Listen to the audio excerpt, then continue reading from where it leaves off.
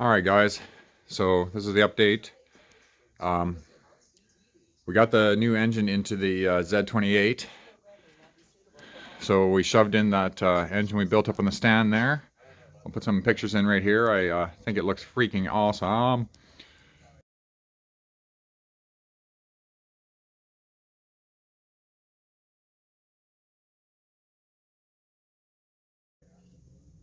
But in the process, the motor mounts in the car were completely trash. And of course, had to pull the lower A-arms to change the motor mounts.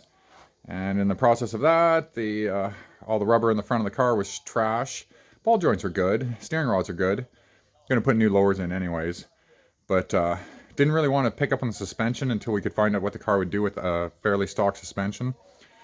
But we're kind of here now, so that's what we're gonna do. Oh, we named the car. Named it Jawbreaker.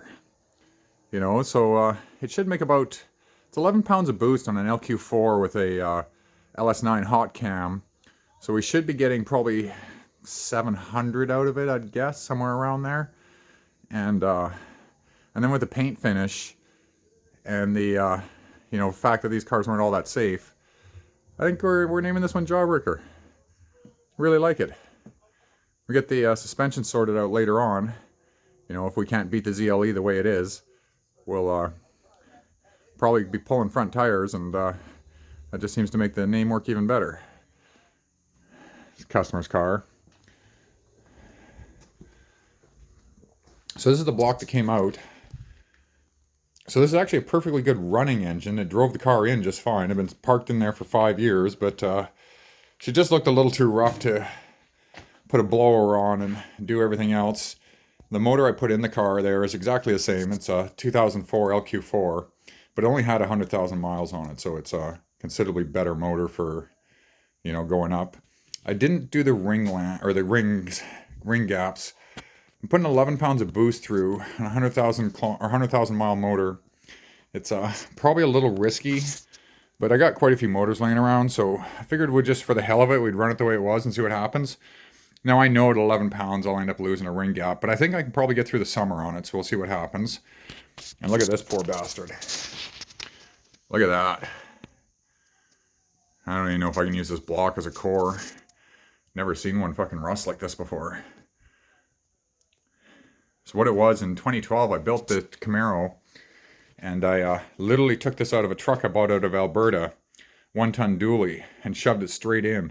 Didn't do anything to it. And you can see that it corroded away pretty good. Check this shit out. Those freaking knock wells.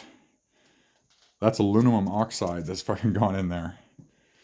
Alright, well, I'm going to start putting the electronics in the car. We'll get those in there, and I'll show you what I'm doing. Well, here, I can show you right now. So we're going to throw a boost gauge at it. A wide band, just for tuning and visual. Booster pump. Meth injection.